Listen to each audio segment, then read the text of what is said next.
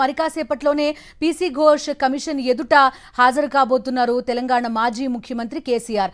అయితే ప్రాణహిత చేవెళ్లని కాళేశ్వరంగా ఎలా మార్చారు, తుమ్మిడిహెట్టి నుంచి దీన్ని మేడిగడ్డకి బ్యారేజ్ నిర్మాణాన్ని ఎందుకు మార్చాల్సి వచ్చింది, దీనికి కేబినెట్ అప్రూవల్ ఉందా, ఎవరి నిర్ణయం ఇది, అదేవిధంగా నిధుల కేటాయింపు, ఫైనాన్స్ డిపార్ట్మెంట్ అప్రూవల్, వీటికి సంబంధించి ప్రధానంగా కేసీఆర్ని ప్రశ్నలు అడిగే అవకాశం ఉన్నట్టుగా కూడా తెలుస్తోంది. ఎందుకంటే ఇవే ప్రశ్నల్ని గతంలో విచారణకు హాజరైన మాజీ మంత్రులు హరీష్ రావు, ఈటెల రాజేందర్ ఇద్దరిని కూడా అడిగిన పరిస్థితి. ఈ అంశాలపైనే ప్రధానంగా కేసీఆర్ను కూడా విచారించే అవకాశం ఉన్నట్టుగా కూడా తెలుస్తోంది. గతంలో చాలాసార్లు కేసీఆర్ చెప్పుకున్నారు, కాళేశ్వరం ప్రాజెక్ట్ని నిర్మించాం, తెలంగాణ స్వరూపాన్నే మార్చేశాం, వ్యవసాయాన్ని ఫలప్రదం చేశామంటూ కూడా చాలాసార్లు ఆయన స్టేట్మెంట్ ఇచ్చిన పరిస్థితి. ప్రస్తుతం అదే కాళేశ్వరం ప్రాజెక్ట్ అంశానికి సంబంధించి జస్టిస్ పీసీ ఘోష్ కమిషన్ ఎదుట తెలంగాణ మాజీ ముఖ్యమంత్రి కేసీఆర్ విచారణకు హాజరు కాబోతున్నారు. ప్రస్తుతం ఆయన కాన్వాయ్ మనం చూస్తున్నాం, కాన్వాయ్లో ఫాలో అవుతున్నారు మా కరెస్పాండెంట్ విష్ణుతో ఒక్కసారి మాట్లాడదాం. విష్ణు, చెప్పండి, ప్రస్తుతం కాన్వాయ్ ఎక్కడుంది? చూస్తున్నాం బీఆర్ఎస్ శ్రేణులు ఇప్పటికే భారీ ఎత్తున బీఆర్కే భవన్కి చేరుకున్నారు. మహమూద్ అలీ కూడా కాసేపటి క్రితం వచ్చినట్టు కనిపించింది. ఎలాంటి అప్డేట్స్ ఉన్నాయి విష్ణు?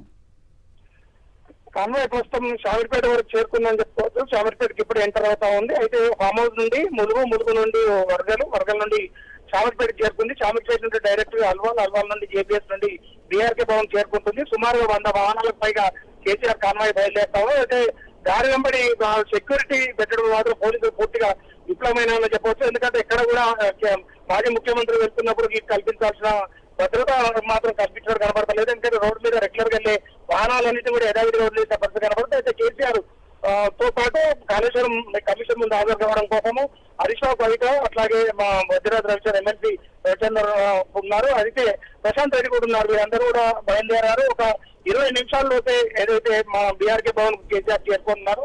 సుమారుగా 100కు పైగా కాన్వాయ్ బయలుదేరిన వారందరినీ కూడా ములుగు దగ్గర పోలీసులు కొన్ని వాహనాలను కూడా ఆపేసి వెనుక పంపించారు. ఎందుకంటే భారీ ఎత్తున వెళ్తున్న కాన్వాయ్ని అంత రోడ్ పైకి అలవ్ చేయలేదు. కొంతమంది మాత్రమే ముందుకు వెళ్లిన వాళ్ళని అలవ్ చేయడం జరిగింది. ప్రస్తుతం అయితే షామీర్పేట టౌన్ లో కేసీఆర్ కాన్వాయ్ ఉంది. షామీర్పేట నుండి నేరుగా అక్కింపేట నుండి సికింద్రాబాద్ జేబీఎస్ నుండి సికింద్రాబాద్ చేరుకుంటారు. సికింద్రాబాద్ నుండి బీఆర్కే భవన్ చేరుకునే బస్సులు కనబడుతుంది. మొత్తం చూసుకుంటే కేసీఆర్ కు వెళ్తున్న సందర్భంలో బీఆర్కే భవన్ వెళ్తున్న సందర్భంలో కాళేశ్వరం కమిషన్ ముందు హాజరు కానున్న సందర్భంలో గ్రామాల్లో పెద్ద ఎత్తున రోడ్డుకి ఇరువైపులా కూడా ప్రజలు పెద్ద ఎత్తున ఉండొచ్చు. మనం విజువల్లో చూడొచ్చు. ఒక ముఖ్యమంత్రి వెళ్తున్నప్పుడు ఏమాత్రం రోడ్డు మీద కూడా లేకుండా అన్ని వాహనాలు కూడా మాజీ ముఖ్యమంత్రి వెళ్తున్నప్పుడు కల్పించాల్సిన భద్రత అయితే లేదు అని చెప్పొచ్చు. అన్ని వాహనాలు కూడా వదిలేశారు. ఇక్కడ కూడా పోలీసు బందోబస్తు కానీ పెట్టిన పరిస్థితి కనబడతలేదు. కానీ ఇంకొక 20-25 నిమిషాల లోపలనే కేసీఆర్ బీఆర్కే భవన్ చేరుకుంటారు. కాళేశ్వరం కమిషన్ ముందు హాజరయ్యే పరిస్థితి కన్నా ప్రస్తుతం షామీర్పేట దాటి కొద్దిగా ముందుకు వచ్చిన పరిస్థితి కనబడతా ఉంది. ఈ కాన్వాయ్లో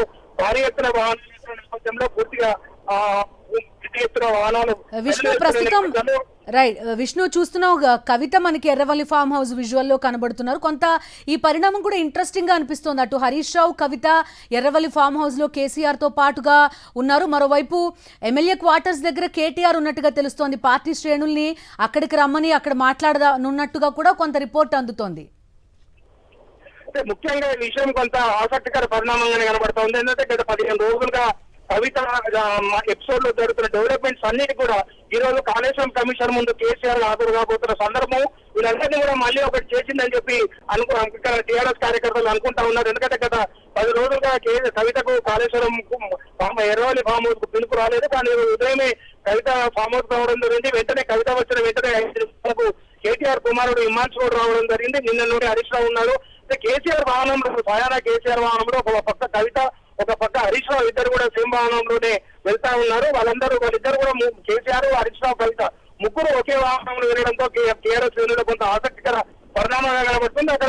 అక్కడ తెలంగాణ భవన్ లో మాత్రం కేసీఆర్ ఫాలో చేస్తున్నట్టు తెలుస్తుంది. వీటన్నిటికీ కనుక చూసుకుంటే టీఆర్ఎస్ లో ఇది కాళేశ్వర కమిషన్ ముందు హాజరయ్యే ఈ రోజు అనేక అంశాలు కూడా కొంత కొత్తదనాన్ని చూస్తున్నాయని చెప్పొచ్చు. ఎందుకంటే మార్నింగ్ సో విష్ణు కొంత ఈ పార్టీలో ఏదో కొంత వ్యతిరేకత ఉంది, లేకపోతే కవిత లెటరు, ఆ తర్వాత ఆమె చేసిన కామెంట్స్, ఇవన్నిటికీ కొంత ఒక విరామంగా చూడొచ్చా? దీన్ని ఒక సెటిల్ అయింది అని అర్థం చేసుకోవచ్చా ఈ పరిణామాన్ని మనం? కోణంలో పులి స్టాప్ పట్టదని చెప్పవచ్చు. ఎందుకంటే ఆల్రెడీ కేసీఆర్ ఫామ్ హౌస్ లో నిన్న నుండి కూడా కేసీఆర్ సతీమణి శోభ అక్కడే ఉండడం జరిగింది. కవిత అక్కడ వీళ్ళందరూ కూడా అంటే కవిత వచ్చిన తర్వాతనే కేసీఆర్ తో కలిసి హరీష్ రావు, కవిత అట్లాగే కేసీఆర్ వీళ్ళందరూ కూడా కలిసి బ్రేక్ఫాస్ట్ చేస్తున్న సందర్భంలో తన అనేక అంశాలు కూడా వాళ్ళు మాట్లాడుకున్నట్టుగా ఇంటర్నల్ గా మనకు వస్తున్న సోర్సును బట్టి తెలుస్తా ఉంది. సుమారుగా అంటే 9:30కే బయలుదేరాల్సి ఉన్నప్పటికీ కూడా ఒక 15 నిమిషాల పాటు వాళ్ళందరూ కూడా కలిసి కూర్చొని మాట్లాడుకున్నారు. వాళ్ళ కుటుంబ సభ్యులందరూ అటు హరీష్ రావు, కేసీఆర్ అట్లాగే హిమాన్షు వీళ్ళందరూ కూడా అయితే కవిత భర్త వీళ్ళందరూ కూడా ఒకే డైనింగ్ టేబుల్ మీద కూర్చొని బ్రేక్ఫాస్ట్ చేసుకుని ఒక 15 నిమిషాలు మాట్లాడుకున్నట్టుగా చెప్తా ఉన్నారు. బయట ఈ సందర్భాన్ని టీఆర్ఎస్ శ్రేణులందరూ కూడా ఒక సంతోషకరమైన విషయంగా కూడా భావిస్తా ఉన్నారు. అయితే 15 రోజులుగా జరుగుతున్న ఈ ఎపిసోడ్ కు కొంత ఈ కాళేశ్వరం కమిషన్ ముందు ఈ రోజు హాజరయ్యే అంశం కొంత వాళ్ళకు ఆసక్తికర సన్నివేశంగా ఓకే కనబడుతుంది. విష్ణు ప్రస్తుతం కాన్వాయ్ ని ఫాలో అవుతున్నారు. ప్రస్తుతం షామీర్పేట దాటినట్టుగా కూడా చెప్తున్నారు విష్ణు. ఒక్కసారి మనం బీఆర్కే భవన్ దగ్గర కూడా వెళ్దాం. బీఆర్కే భవన్ లోపలికి ఎవరిని అనుమతించడం లేదు. కేసీఆర్ వెంట ఎవరైతే 8 మంది రాబోతున్నారో వాళ్ళని మాత్రమే లోపలికి అలో చేస్తున్నారు. మహమూద్ అలీ కాసేపటి క్రితం అక్కడికి వెళ్లారు. మిగతా వాళ్ళు కేసీఆర్ తో పాటుగా ఎర్రవల్లి ఫామ్ హౌస్ నుంచి బయలుదేరినట్టుగా మనకి కాన్వాయ్ లో ఉన్నట్టుగా కూడా కనిపిస్తున్న పరిస్థితి. సో బయట సెక్యూరిటీ కూడా మనం చూస్తున్నాం. భారీగా పోలీస్ బందోబస్తు అంతా కూడా ఏర్పాటు చేశారు. బీఆర్ఎస్ శ్రేణులు కూడా ఒక్కొక్కరుగా చేరుకుంటూ ఉండడంతో కొంత అలర్ట్ గా కూడా ఉన్నారు. దాంతో పాటుగా హరీష్ రావు విచారణ టైంలో కొంత ఇబ్బంది ఉన్న నేపథ్యంలో కూడా ఆ సెక్యూరిటీని కల్పించారు. మా కరెస్పాండెంట్ ప్రస్తుతం మీకు లైవ్ లో కనిపిస్తున్నారు శేఖర్. తను బీఆర్కే భవన్ వైపుగా వెళ్తున్నారు. శేఖర్ చెప్పండి, ఏ క్షణమైనా అక్కడికి వచ్చే అవకాశం ఉన్నట్టుగా కనిపిస్తోంది మనకి. కేసీఆర్ ఆయన ఎర్రవల్లి ఫామ్ హౌస్ నుంచి ఇప్పటికే స్టార్ట్ అయ్యారు. అయితే కేసీఆర్ ని ఏం అడుగుతారు అనే ఉత్కంఠ ప్రస్తుతం ఉంది. గతంలో హరీష్ రావుని, ఈటెల రాజేందర్ ని ఎలాంటి ప్రశ్నలు అడిగారో ఆ యాంగిల్లోనే ఉండే అవకాశం ఉందా, క్వశ్చనర్లో ఏమైనా మార్పు ఉండే అవకాశం ఉందా అనే ఒక ఉత్కంఠ అయితే ఉంది శేఖర్. ఎస్ బిందు 11:30 ఫామ్ హౌస్ నుంచి కేసీఆర్ బయలుదేరారు.